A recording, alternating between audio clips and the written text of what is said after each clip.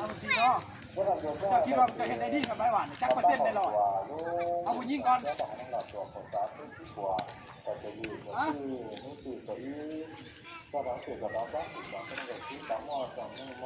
นหลอดนี่จักเปอร์เซ็นต์ผู้ชาย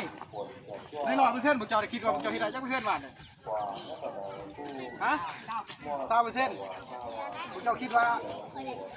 มันต่ำกว่ามาตรฐานของที่ฮะแม่งชอบเด้อบอกชอบบ้านชอบตามแม่ตามไปติดใจลอยมีเนาะยางในรอยชอบอะไรเยอะชอบคนนี้ใจประมาณนี้คือเก่าตามแต่ประเด็นยังเราบอกข้างวิ่งใช่ครับใช่ยัง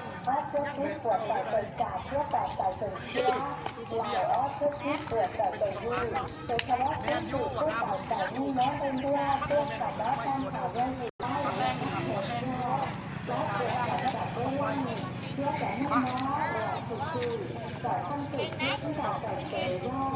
พอแล้วจ้าเรายังใหญ่แม่มากนี่จ้าเรายังใหญ่เอาไปดี